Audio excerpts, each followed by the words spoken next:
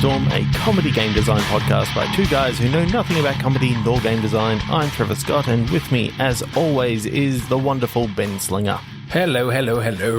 And I think we will jump straight in. We're going to start off, as we have been doing for the past month or so, with a click picture. This is where we each have, well, one of us has a random URL generator in front of us, a URL selector in front of us, and we have a selection of stock photos, funny stock photos that we found on a Board Panda list.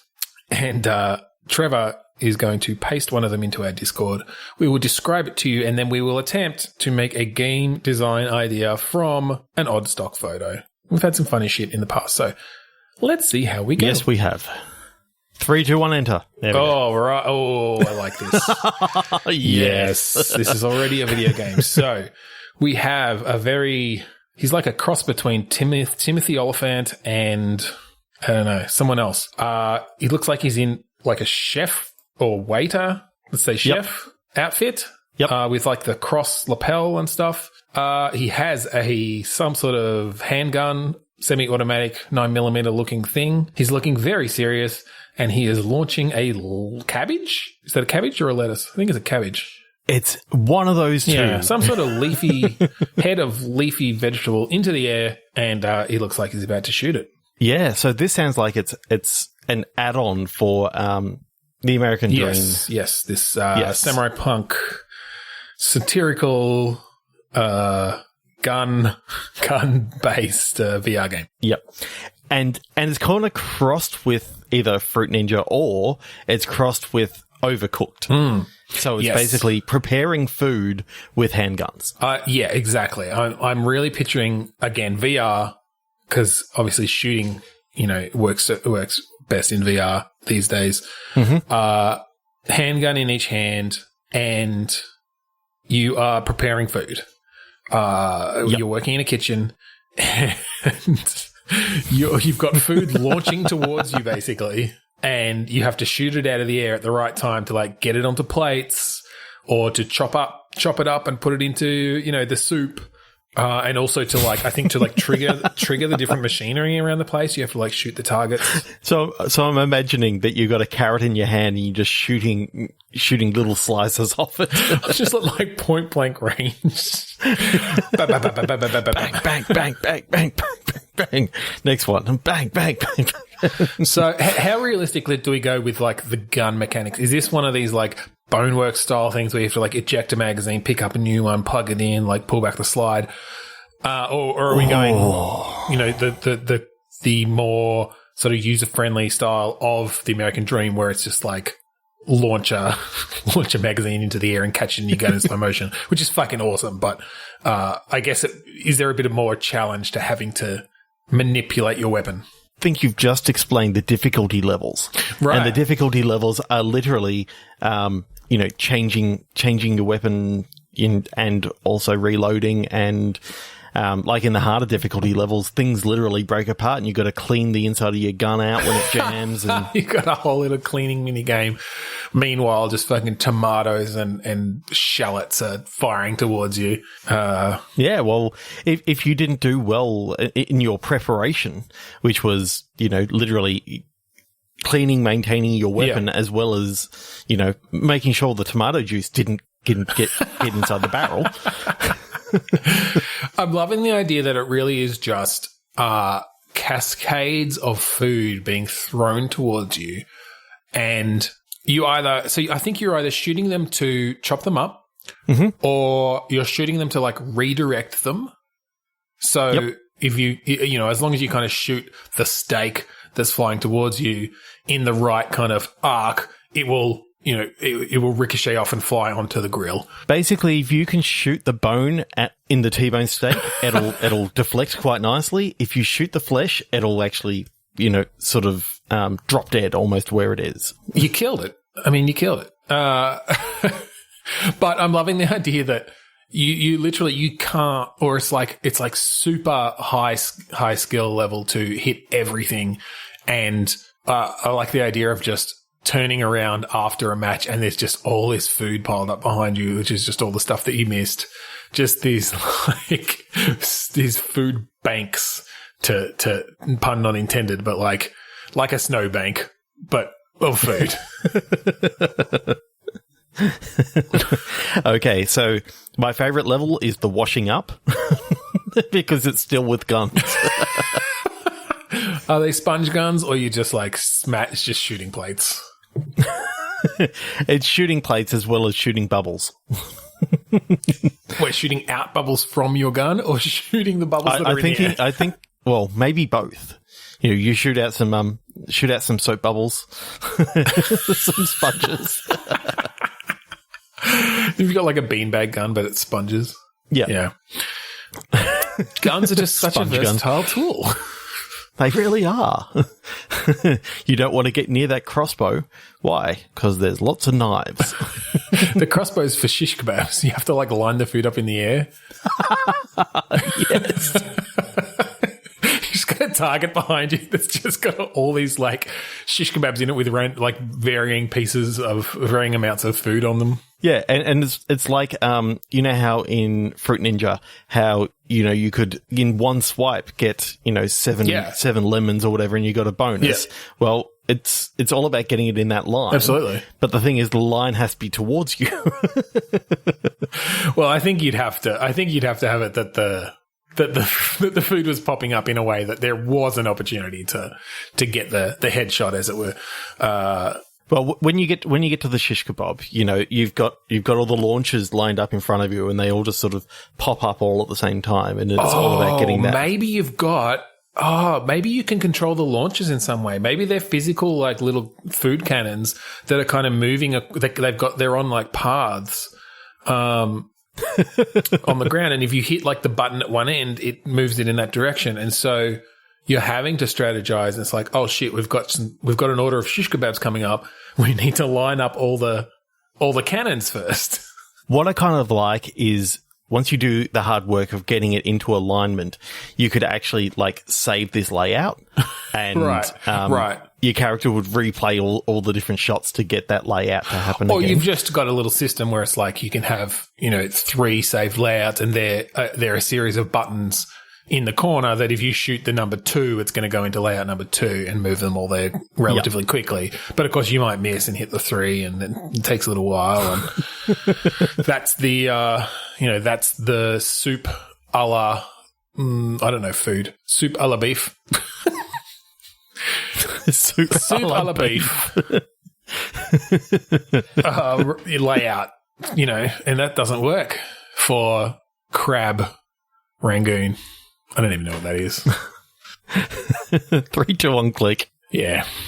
Okay, Ramped Up Click Pitch is a game where we each have a random phrase generator giving us an adjective and a noun. On the count of 3, 2, 1, click, we're going to click refresh. We're going to take those couple of words, throw them at each other, match them together, come up with a game design, and then throw that game design away after it doesn't work. Yeah, and shoot it. Make it into dinner. Yeah. Shish kebab it. All right, 3, 2, 1, click. Oh, no. I'll go first. Packaged activating. Fragile priesthood. Oh, God.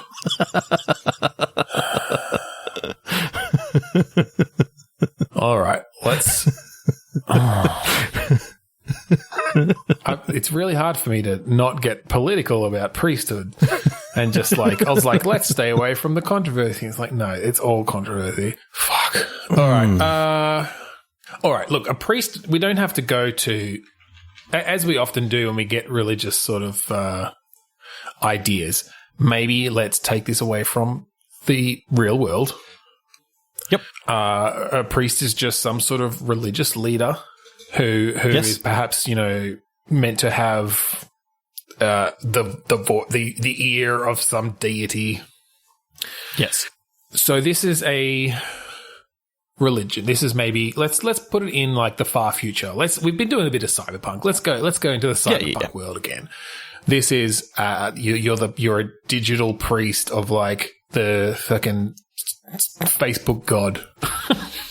Yep. Yep. The fragile comes in that like you have there are certain things you can't do. There are rules. There are rules to be this priest.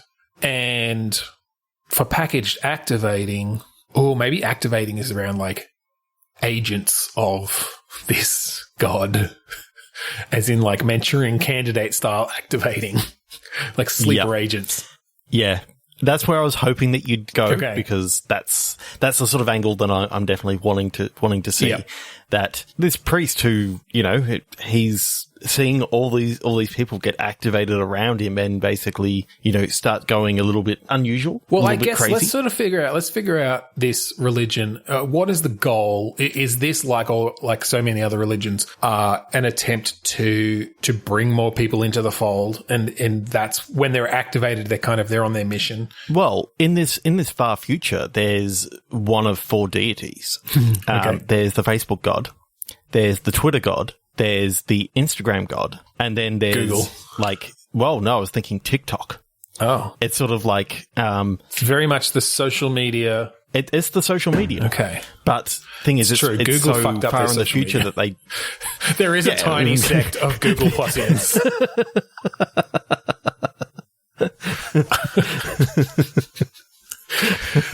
No, but so what I'm seeing is that you've got these 4 major religions. You're part of the Facebook group, and everywhere that you sort of look, as you're trying to convert people to Facebook, you're actually finding that there's some that really don't take well, and they start acting very weird and almost as if they're being activated. I'm trying to figure out where we take this from a gameplay perspective. I'm almost picturing. For some reason, I got what was that game? Syndicate. I got a Syndicate vibe because that was obviously very cyberpunk. And you kind of had your agents walking around. Mm-hmm. I'm picturing you don't have a set of agents like in that, but you've got your priest and you've got this kind of city that you are walking around from this kind of pulled out top-down view. And there's some way to send out, I don't know, are you hacking people's fucking brain frame to... What I'm actually thinking is you're doing the cyber equivalent of handing out pamphlets, but those pamphlets are data chunks that you're trying to inject pop-ups into people's brains. You're injecting them with pop-ups that come up in their vision. Yeah. And, there may be some sort of hacking mini game that you got to do every now and again, almost WarioWare style 3-second mini game to try and hack these different people. Yeah. Maybe there's a few different ones out there that you gotta sort of do, but then you can get some tech to actually help your agents, sort of spread the propaganda a little bit. Well, maybe there's a bit of and this will be fun to figure out. Maybe there's a bit of a rock, paper, scissors TikTok vibe here where, as you walk around this city, you can see, or maybe you need tools to be able to see, but every person is already one of these religions. And you are trying to create a situation where the Facebookians, or just Facebookians, because it's cleaner, no, they've gone back to the Facebookians. They've gone back to the Facebookians. Enough of them are around... And that when you activate them, that the others are going to fight back. But so you have to have sort of a configuration of your Facebookians that you're going to win that little tussle. Mm-hmm. And so I'm trying to think maybe Facebook's strong against Instagram, but weak against fucking Twitter. I don't know. You've got some sort of... I think they can definitely be stronger against Instagram, given that they own Instagram. So Instagram's almost like that little offshoot, right? Yeah.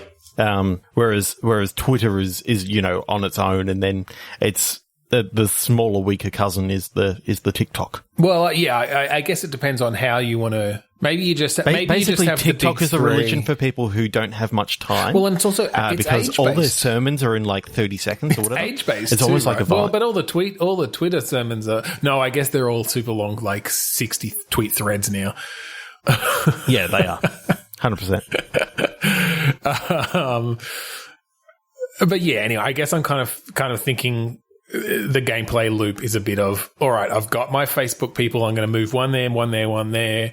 I've done a scan, and so I know that like 60% of that group of people are tweet heads, and 20% are cock talkers. And you want to convert them to the Book of Face. Yeah, exactly. Look upon the Book of Face. Click like. All right, 3, 2, 1, click. I think we got enough out of that one. Convicted prop. Dusty Reed. Read. Which isn't a noun. But anyway. Convicted prop Dusty Reed. All right, this is some sort of crime. Well, actually, in British, there is a noun version of read. Oh, okay. A period or act of reading something. I was having a quiet read of the newspaper. But surely that's still a verb. I don't get it. Yeah, you'd think so, but it's... How is that a noun? It's in dictionary. Anyway, I think we take this as some sort of crime where an old book is the murderer. In a world where books are anthropomorphic. Pixar's books. Well, I was thinking that it's almost like a prop from a stage play or something like prop, that. That's it. So prop brings in some sort of performance-based thing, whether it's movie or stage. So stage is good. Maybe this is some sort of situation where the book, like the prop book, was switched, and for some reason that caused a crime to occur, or I don't know, was there a gun in the book that was supposed to be used? So I'm thinking this could actually be kind of fun to set in like around the Salem witch trials. Okay. Around that sort of era. Okay. And so your character's on stage basically doing the play and starts reading from the book and reads like what sounds to be a magic spell. And so they get convicted of being a witch. And so okay, it's sort of about proving your innocence. That the book was switched and you didn't know what you were doing. All right. Are we going purely historical, or are we bringing in actual witchcraft? Actual witchcraft. Okay, so this person literally casts a spell or something. Oh. So, yeah, historical. Don't confuse things, Trevor, with your... I know that you're like a hardcore believer in... You think Harry Potter was dug up by J.K. Rowling to bring to the masses the history of reality. No. It was. In the future, it will be the 5th book of the Bible. Harry, the Book of Harry. Yeah. Parts 1 through 7. As it is said in Harry 5:17, and thus Sirius did look from the flames. Okay, yep. So witchcraft, actually cast a spell, and so gets convicted.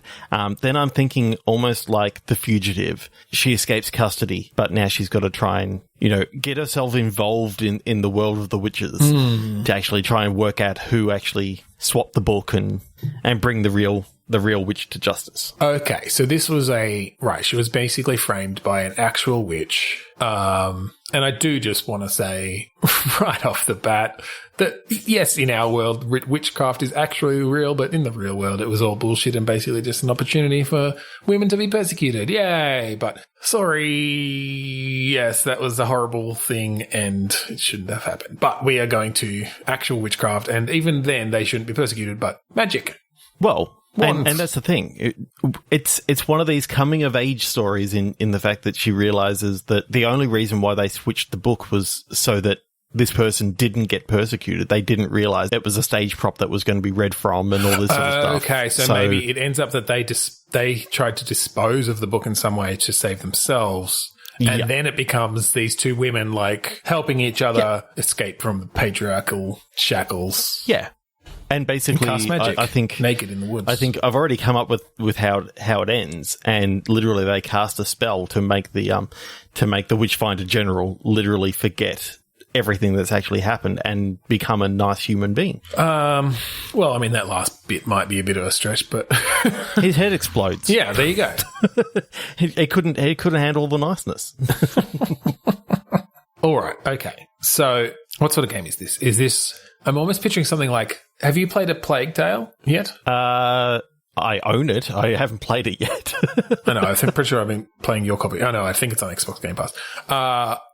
It's a very much it's sort of just it's a third-person action adventure sort of thing. There's a bit of stealth.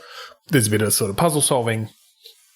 Where you're like mixing alchemical things to create fire, to light torches and that sort of stuff. So I'm sort of picturing that, but obviously you've got like spells that you start learning and picking up from your companion. You know, she teaches you them, or you just need her around at certain points to like get past an area because she has to, you know, cast the chill wind spell that's going to make a guard go inside or whatever, right? Yeah, or at least go inside to put on a cardi. Yeah, so you've got a certain amount of time. Then you cast it again, he goes inside to put on another layer, and you can just keep doing it. No, then you cast a hot wind and he goes back inside to take the cardi off.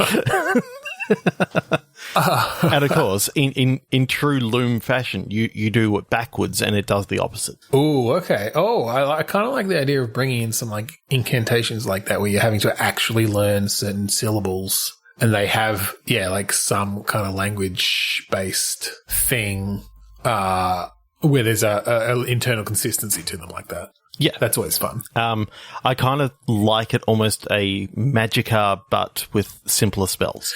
Yeah, you wouldn't want to go full on with that. But yeah, maybe being able to combine, you know, a heat and a wind spell in that way to create those I wasn't even thinking effects. Heat and wind. I was thinking, you know, basically you've got almost like your Loom where you got your 5 different colors or whatever it was, and each spell is just a sequence of colors. But if you reverse it, then it does the opposite of what. So it's not as open ended. It's just this particular sequence does something, but it also the reverse is not logically. But I kind of like the idea it's hidden behind. You have to actually find the spell and learn it from someone to actually be able to cast it. So even though you at the very start you could actually, you know, do your fa la la or whatever it is. Well, maybe you don't have access to certain syllables because you don't know that they're magical yet. Yeah. And as you basically unlock them, or I taught them, then you can start experimenting. And you realize that do, re, mi, fa, sol, la, ti is like just... That's just what they are. You could have guessed them the whole time. Could have. But the first one was Ray. Right. I don't know. I think that's cool. And I think you'd obviously bring in a lot of narrative stuff. Again, as with the Plague Tale, there's a lot of dialogue back and forth as you're solving these puzzles and running around, and doing these things. So you'd create a lot of character development and stuff there. Would be cool. It would be. Okay. I think we've reached the end of that game. Throw it in the bin. Here comes a new one. Cracked nickname. Ooh, I think this will work well with biased microfilm. Oh. So I'm seeing it almost like a spy thriller thing with... either a spy thing or like a reporter, because my mind actually went to someone going through like the microfilm archives in the library or whatever, like the news, all the archived newspapers. But yeah, either way, both could be interesting. So is their nickname cracked? Like, is that the nickname? Or... Yeah, I think they've cracked so many stories that their nickname is now cracked. Yeah. Okay, so you're thinking reporter then. Or they've cracked so many skulls as a spy. Yeah, either way. Maybe they're both. They've cracked so many spy rings that their now nickname is cracked. What came to my head was Zach McCracken. So Zach cracked McCracken. Zach cracked McCracken. But that character already exists. But yeah, cracked I think is like the nickname for this character. Jack Cracked. Jack Cracked McGee. Like, I don't know. Like, anyway, whatever it comes down to, the nickname is Cracked. They're a reporter. Now, are they a reporter and a spy? Ooh. So a spy that moonlights as a reporter. Yeah, or like they're a double, like they're or a reporter that moonlights as a spy. Well, I think maybe they're like a spy for a foreign government who got a job as a reporter because, like, maybe they're a political reporter or something, or they're trying to be a, like, maybe this game starts off and you just think you're trying to rise through the ranks of this newspaper, and then it comes out that the reason your character wants to get into like the White House reporting pool, press pool, is that they are actually a Russian spy. And bring it back to Russia, are we? I mean, it's topical now. Yep, I like that. Is this sort of? I kind of like the idea of that you've got cases or like stories that like does this character know, and it's just an unreliable narrator sort of thing, or is it more of a Manchurian Candidate going to be activated? I mean, we can bring that back again if we want this theme to be sleeper agent of this episode. I don't know. I was thinking unreliable narrator, that it would be. I do like the unreliable narrator. Yeah, I think it kind of pulls the wool over the eyes of the player until it reveals. Yeah, and that's and it. Then then oh shit, all this stuff that we've been doing is actually brings it all into a new light. Yeah, yeah. Like his wife that he's been talking to the whole time is literally his handler, sort of thing. Yeah. Oh, and you could have aspects of what's that fucking the long kiss goodnight? Is that what it's called? No, yeah. Gina Davis and Gina Samuel Davis, Jackson. Yeah. Where like he's got all these spy skills, and it's not explained to the player why, or maybe there's some excuse, or like he makes up excuses to the people around him, like his other reporters and stuff, why he can handle a weapon and why he can throw in. I've been doing martial arts since I was 5. Yeah. Of course I can handle a weapon. Yeah, what are you talking about? I'm a black belt in karate. Bye. and so. Yeah, and I mean, I guess that could potentially, hint towards the player towards the reveal. But yeah, I like that idea of you're out on, initially you're just out on like the neighborhood reporters beat, like just doing fluff stories and stuff. But then, a robbery goes down, or there's a mugging or something, while, you're asking the old lady, what they think of the new park, and you do some move to like trip him over and become a hero, and that gets you a bit more face time on the news, or like a bigger byline in the newspaper or whatever, and it's sort of your path forward. I almost like the idea of just as he's talking to the little old lady, time all of a sudden slows right down. The character sort of looks to the side and sees someone running with having just stolen something. He just casually grabs a knife out of the knife block and just throws it out the window. Right. Yeah. Exactly. It's this slow motion of like it hits this guy in the side of the leg and he just goes down. Yeah. It's like super brutal, starts bleeding and stuff, but he didn't get away and you're a hero. Yep. Okay. So when the big reveal happens, is it just revealed to the player? As in, great, now you've made it into the press pool of the White House. I love that idea. This thing, yes, you find like you've got your first White House press briefing tomorrow. You're talking to your wife about it. She's like, "Oh my god, I'm so proud of you." Now, you know that as soon as you get within 3 meters of the president, you're going to have to assassinate him, right?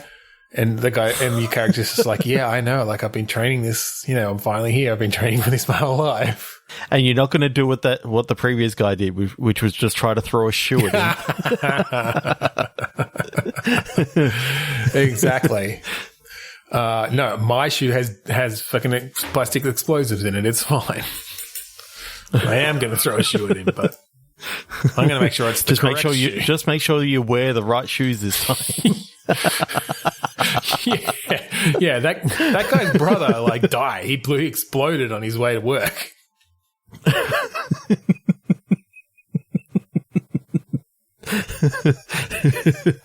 He was trying to do the moonwalk just to impress some ladies.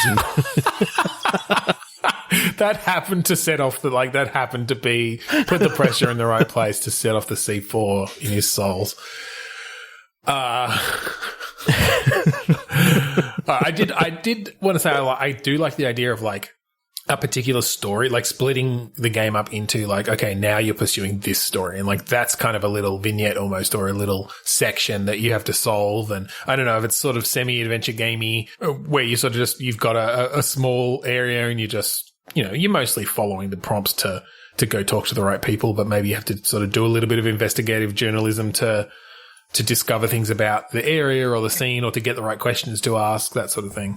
What I like is the first story. I mean, I know I keep on coming back to these sort of ideas all the time, but the first story is literally about sleeper agents that you happen to uncover, like a batch of sleeper agents. It's from like another government, not a foreign government. Or it's from the same government. So it's fucking New Zealand. They're trying to infiltrate the US.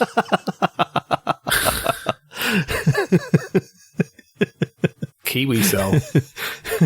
Unfortunately, they kept on saying fush and chops, and that's how they were. They couldn't say the key phrase. Some idiot made the key phrase to activate the sleeper cell, fish and chips, and then none of them could say it. They couldn't trigger the voice recognition that like gave them all their gear. They kept on calling thongs jandals. Yeah, and telling everybody how Lord of the Rings was filmed in their country. And everyone just got annoyed at them and didn't want to talk to them anymore.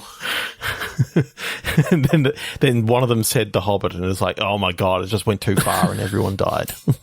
That turned out to be the anti-code phrase. It was the like the suicide pill of code phrases, catchphrases.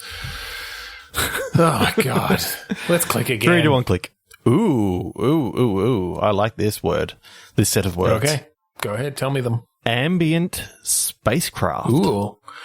Enemy 1000. Yeah. Okay. I know where my head is going now. All right. You're on a spaceship. You're going up against like this massive alien horde. Borg-esque. Or more just like there's just I'm actually thinking more around you're taking orders from basically these instructions coming in from over the radio. Yeah. I'm thinking Ender's Game style. Basically you're on the fleet fighting against these people, and you've been given some weird orders in what you've got to actually do to actually beat these ships. Okay. So it's almost seeing Ender's Game from the point of view of the people actually fighting against the horde. All right. How about I like that to a sense. I like being on a ship where you're like one of thousands. You're part of I think you're part of the fleet. Yeah. And getting to explore the interpersonal sort of stuff that happens on that ship, like on the bridge of that ship. There's like 5 of you, and it's a relatively small spacecraft. That's like the entire crew. There's just 5 of you on the ship, and you're getting these orders come in, and I feel like it's almost fairly slow paced. Yeah. Well, you've got all that light travel that you've been doing beforehand. Getting to the next battle. Yeah, and I think you've got space battles, but it's more almost similar to, and I don't think these were that fun in this game, but like, do you remember those Star Trek 25th anniversary games? No, don't go there. I wanted you to say, do you remember those awesome Star Wars games like TIE Fighter and X-Wing? Because I wasn't going there. I was thinking more along the lines of you're the captain and you're giving orders. Like, it's not a direct, turn the joystick to like kill this thing. Because I'm thinking this is more of this enemy fleet. It's like, all right, like put the power to the front shields because we're going to turn in this direction. And it's like, all right, get ready on the guns. Fucking the helmsman or whatever. No, not the helmsman. They're like gunner, gunsmith. I don't know. Whatever. The gun person gets ready to like, hey, you there, gun person. Yeah. Shoot the cockpit out of the seventh enemy vehicle. No, you're not getting that. You're not getting to that level. You just have to sort of make the right captainly decisions to not die in this battle. And then in between, you do have this stuff where it's like, yeah, you've got kind of this interpersonal stuff going on, and it's narrative based, and it's sort of what are the repercussions of like, these people don't even know why they're fighting this fucking war? Like, what's going on? And you could put some satirical stuff in there where, you get your orders coming down from what is quite obviously fucking Riker figure or something who's leading the fleet or whatever. Like you make it you put in these references to Star Trek and stuff. Well, I'm liking the idea of you getting these orders that quite clearly came from a child because. Right, that's where you were going. Okay. Yeah. I see. So all right, well, you could do both. The idea of that the command is basically saying this stuff. But the problem is some of the orders that they're giving are literally just completely counterintuitive. Killing some of the other people in the fleet. Okay. They're literally sacrificing, and it's one of those sort of tales of, do you blindly follow orders even though it means you just cannon death? fodder? Yeah, that's cool. Well, and you could do it both. You could have both of our ideas in that the orders you're getting initially seem like they're coming from this like gung-ho Captain Riker kind of inspiring figure. And then, at a certain point in the story, when the opposing forces break through and like take down an important piece of technology, the facade fails. And now you see that it's this 11-year-old who the facade fails, and all of a sudden there's lots of dick jokes and yeah, he thinks he's playing a video game, and then you've got some good meta humor in there and stuff because you're actually in a video game. It's this fucking whatever, maybe 13-year-old like thinking that he's like talking trash to other 13-year-olds and you're having to hear it and like transmit it to the enemy and you're getting their actual response back. Because I like the idea that as obviously being the protagonist or protagonist ship at least in this game, you kind of rise up the ranks a bit and you become maybe a bit more important in the fleet. So maybe you do become like that forward person who's like having to hail the enemies or... I think the only way that you actually get up the ranks though is by following the orders. If you don't follow the orders to a T, like if you go off and do some other stuff, like, they asked you not to destroy these particular ships, but you decide to go and do it anyway, right, you get reprimanded sort of thing. Okay, like, I almost like the idea of it's not for you to question these orders. Right. These orders are part of a bigger picture that you wouldn't understand. Yeah. Okay. I like that because especially initially you're like, oh, okay, well, like this Captain Triker seems pretty smooth. He knows what he's doing. I guess I'll just go with it. And then, like this facade fails and you find out that, yes, this kid is like some fucking uber genius, but he's also a total prick 13-year-old. But you're still having to decide to follow his orders even though they're completely fucked. And it's like, okay, now do we still follow them? Now that we know the truth? Yeah, I like that. That's actually a really interesting kind of shift to bring into it. Yeah. No, that's why I do like seeing the Ender's Game from the other point of view. Like, one of the things in Ender's Game that really kind of surprised me about the ending is that all these soldiers just blindly followed the orders, even though it was going to kill them, sort of thing. They basically did a suicide mission into the planet just to explode the whole planet and all this sort of stuff. But it's like, what would be going through those soldiers' minds of having to go through this suicide mission? They've just survived this battle just to kill themselves, sort of thing. Yeah, I think that's really cool. I will just bookend this by saying we know that also Scott Card is a complete homophobic asshole, and we completely don't. He's a complete and utter fuckwit. Yeah. But there are some cool ideas in Ender's Game, and it sucks that there sometimes are some really cool fucking asshole people game, and write cool shit. I do like the Ender's Game series, but I do not like the person who wrote it. Yeah, there we go. He's a prick. All right, 3 shot deck. Or yes. What's on it? No, we've got plenty of time. We got time. Often rent. Activated Scatterbrain. Oh, I had activated before. Okay.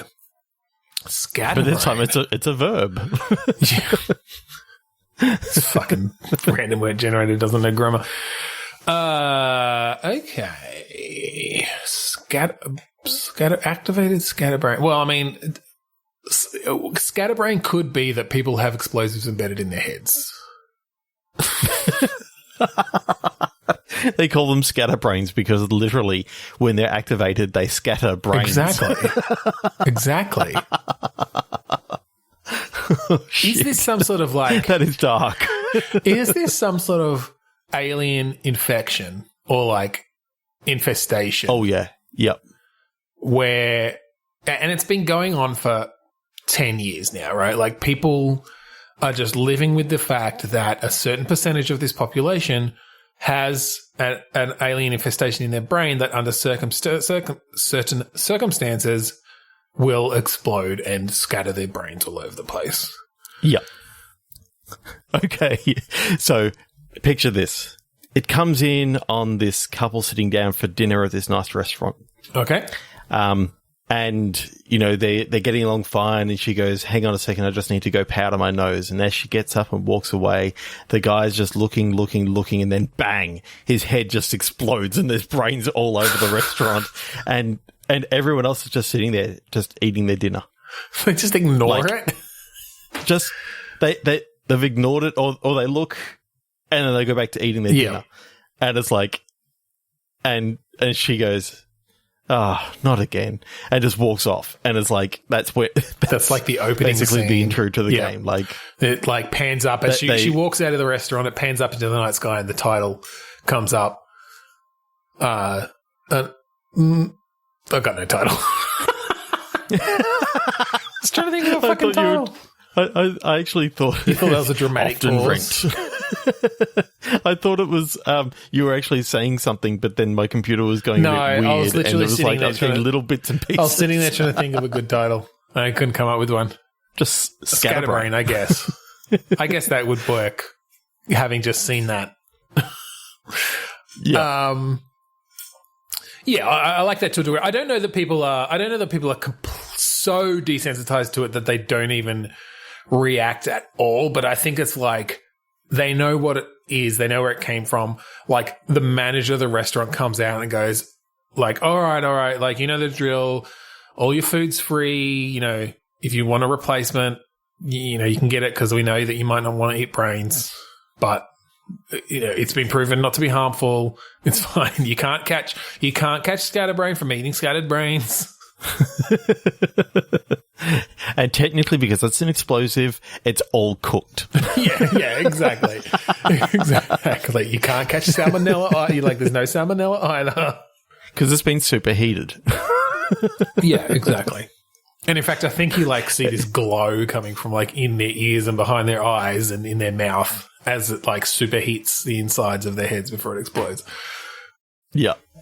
So, all right. But I think it emotes this world of this. It's just the norm, and you can almost have some little things of scientists going back and looking through notes and that sort of stuff and seeing it when they first detected this. Well, I'm almost picturing that this is just this is the world that we've come into, and that it is this very mundane situation. So I'm almost thinking it's like a dialogue-based game where you're a couple who's sitting down for an interview with a landlord or whatever, to decide if you can get this rental property. Yeah. And it just happens to be this world in which people's heads explode. Exactly. And I'm thinking it's maybe that there's certain emotional triggers. Yeah. And I don't know if it's different for each person or if everyone knows, if a scatterbrain gets angry or something, it's going to go, or whatever it is. I'm just imagining during the interview, the landlord asks whether they had kids, and you almost see her temperature start to go up, and you just see the glow basically start to boil. Yeah. Because it turns out that she can't have kids, and that's one of a stress response. Yeah, and horny is one of those stress responses. So is this whole game about you? Do you play the landlord then? Are you navigating this conversation? I think you're playing the couple. Okay, maybe. But the landlord could actually work quite well. But the apartment that is being rented out is the guy from the restaurant at the start. Right. He's just exploded. His head is exploded. It's now there's a vacancy. Yeah, there's now a vacancy. And that's the reason why we opened on that guy. Basically, when you actually get to see inside the apartment, you actually get to see a couple his photos past a little bit. And I think it's almost a bit of a throwaway thing. But yeah, I think you can add a bit of world building in there by getting a bit of that guy's history. Yeah. All right. So this is maybe not just it's all around that one conversation. It's no, around, I think it's just it's almost mundane things in the world that just happen to be an alien parasite also can explode people's brains. So I think there's no way to detect it other than I think in certain situations somebody who does have the parasite, if they can get close to it happening, but they can be brought back down by getting their emotions under control. So I think as part of this fucking landlord interview, they're like, okay, so we're required to ask, are you, have you been made aware that either of you have the scatterbrain parasite? Sorry, it's standard thing, but the last tenant did scatterbrain, so I have to do it. Do you know, or have you ever been diagnosed with scatterbrain? Yeah, exactly. It's like, oh, I haven't. And she starts glowing. It's like, oh. Well, I guess I gotta wonder how obvious is it? Yeah, is that something just the player can see, or is there some actual external evidence of it? I feel like actually it makes it better if there's never any external evidence of it until it happens. Yeah. Or at least there is the few seconds leading up to it, but it's irreversible at that point. By that stage, it's too far gone. So people have a few seconds to get to cover, or to just go, fuck, not again. This is the third person whose head's exploded in front of me this week. And he goes, I've learnt this the hard way, and puts his hand over his mouth. Yeah. Yeah.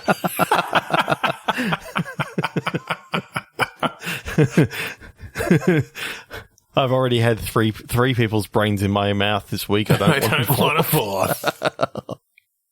And only 3 of them were scatterbrains. Only 2 of them were scatterbrains. Turns out that he's like a Hannibal Lecter type. I like the idea of these random vignettes of I feel like this it would guy be, going to work on the train and having to brush off the brains that end up on him. Well, and I think you'd have to after someone on the train you'd really have explodes. you'd really have to think about how common is this actually? How many people does the random person see in a week explode? Because I don't think it can be every train trip you'd see someone, but I think it has to be enough that it wouldn't be, it might ruin your day, but it's not going to ruin your week. Kind of thing. You know what actually happens? He's on the train, and all of a sudden there comes an announcement. I'm sorry, but this train has been delayed while cleanup crews. Yeah, exactly. We've had a scatterbrain in carriage too.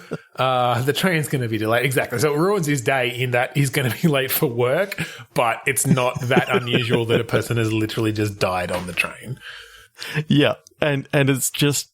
You get called into the boss's office. It doesn't happen every single day that, someone's head explodes, but there are certain scenes throughout the game that, you hear of something that janitors have been called to another floor to. Yeah, well, and I think the fun of it is just we're creating this world where everyone is aware that it could happen at any time. I don't think in the game itself, I don't think for this person it has to happen that often.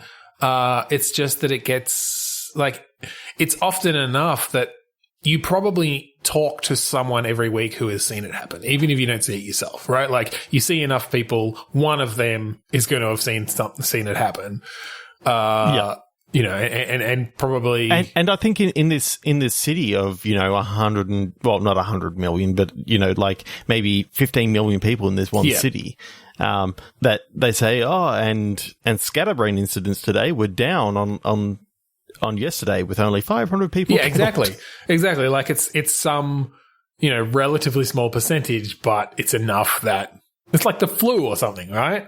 Yeah, it's like looking at current COVID-19. I mean, kind of, except that's even more. I think it's not as, I mean, look, it can be even lower than, because I'm just looking up flu statistics. In the US, 5 to 20% of people will get the flu.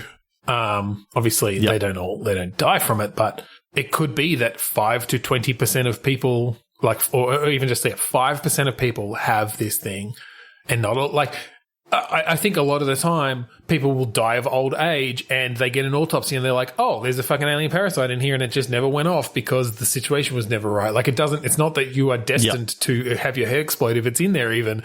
It's just, it's just a bunch of people do and sometimes they go off. I kind of like the different news reports say, and in new news from this scientific research, they've found that if you have these symptoms, you might have a brain parasite. Keep watching it on the 7 o'clock news tonight to see this latest news. And of course, you get to it and it's like, it's the same bullshit that is always said about. Oh, yeah. These sort of things. It's like if you hyperdose on vitamin C, you will sedate your brain parasite so it won't explode. Like it's all this bullshit pseudoscience stuff. You just see all these different things, all these kook. So now we're going to discuss how the end of this mundane sort of trip, and this sort of I mean life thing. I kind of like the idea that the final scene is them actually finding out that they're pregnant. Okay, yeah. And it's sort of like, so that the whole thing was, it was one of the triggers at the very start. Right. For her. And then she finds out that she's actually pregnant. And you see the ultrasound, and there's 2 heartbeats, one in the head. It's like they can be infected through birth, but they don't even respond. It's just like, all right, I guess our baby's got a brain parasite from birth, but that's just the world we live in. And phew. But no, I do like I don't like the idea of there being a heartbeat in the head. Otherwise, they could just go, okay, so we're just going to do this up to your head. Oh, yeah, you got a brain parasite. I can hear the heartbeat. But maybe that's the only way they can do it. Maybe they can only detect it in a baby. Maybe as it cuts to black, you just you see a slight glow just appear on the screen, like. Almost like if you remember the end of Inception where you had like the top just start to wobble a little bit and then it cut to black. That's true, although I kind of like the idea of them being able to find out, but it's still nothing, right? Like, so maybe there's something that you can hint at even earlier that like the only way they can detect it is like they can detect it in babies in the womb because their skulls are soft enough or whatever and the parasite hasn't fully like mimicked the brain fucking whatever cycle. So, there's some pseudo-babble, techno-babble thing there about why. But, like, it's just a normal part of life. Or is it a world where there's some that are unstable? So there's always a parasite there, but only some of them are unstable. And that's because of the scatterbrain. Well, again, maybe I don't think it's that there's always one there. I think it's that I agree that maybe only some are unstable. But yeah, maybe it is an even larger amount that are infected then. Maybe it's like 63% of people in the world now have a brain parasite. Maybe it even comes with some benefits. Yeah. Like most management actually have brain parasites because they've got the Well, no, I think it does give some benefits. I think then along the lines of like the pseudoscientific stuff, you still see the same old like misogynistic bullshit where they're like, more, men are more likely to have a brain parasite that gives them better cognitive function or something. It's just like, no, it's just bullshit. It's just an excuse to hire more men in management roles.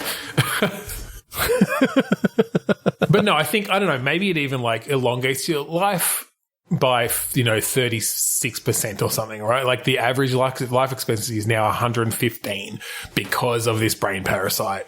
If you have it, your chances of living that longer much. Before the brain parasite, it was life expectancy of 150. It just killed so many people that it brought the average down. That's true. It could affect that. I just love that idea of. It's like, 115, that sounds good. It's like, if it wasn't for these brain parasites, our average life expectancy would be 180. Well, I think some people do live to 180. It's just that the brain parasites that kill people at 20 are skewing the average so far down that it's still actually only 115. But you could live to 197. But yeah, because that would account for why also it's so accepted. Do you know what I mean? Like, if there are some benefits to it. But yeah, just the downside is that like 5% of the population's brain will explode by the time they're, 52.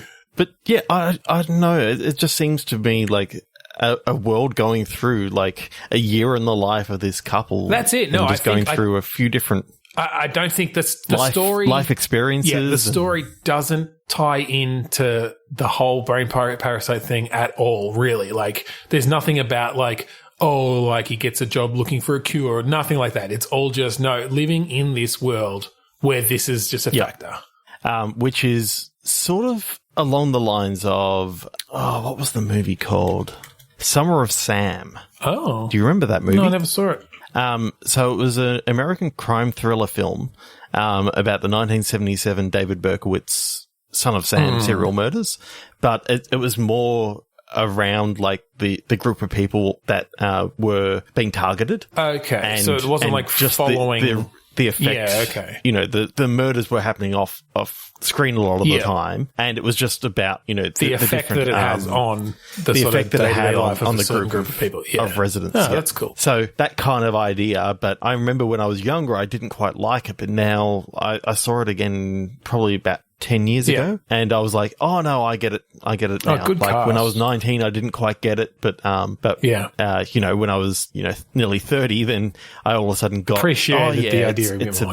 Appreciated the difference. So yeah, I think a year in the life could actually be quite cool of going over this, moving into the new city that they finally got picked out of the lottery, that an apartment became available and all this sort of stuff. No, I like that a lot. And just, maybe they're a relatively early relationship still, or newlyweds or something. And so, yeah, there's sort of relationship dramas in there. And then you find out that, he's just turned 76 and she's 77. So they're still pretty young, Yeah. They still look young. Like, is that the thing? Is that something that people have to deal with then? Because if not everybody has this, do some people just age so much slower than others? I think in this world, it's technology has gotten so good, like with, the oil of Olay or whatever, it really tightens the skin, so it just makes it look okay, right. So they've made products out of the brain parasites that they've pulled out of dead people to let people who aren't infected still have some of the effects. Oil of scatter. Oh, God. All right. We went long on that because it was a really cool idea, but we are going to do one more click picture. So get ready. It's coming into the Discord right about now. Ooh, why are so many of these around, like, people looking at food in weird ways? So we have an androgynous-looking person, white hair, wearing a Geordie LaForge like eyepiece, visor, retro-futuristic, like all one-piece silver, like outfit, holding a relatively large ear of corn and kind of looking at it with a slight smile. I know that we've done a little bit of cyber in this one, or sort of like the cyberpunk, but I'm almost thinking that this is in the far, far future where like food itself only comes in like pellet form now. And so the only way to actually, enjoy what you're eating is to go into virtual reality to actually see something good in the food, because otherwise it's just eating a pill sort of thing. I like doing a bit of a meta VR narrative sort of thing. Yeah. Where within, like, it's a VR game, but within the VR game, you get to put on your VR. Well, maybe it's not even just that, like all food's in pill form.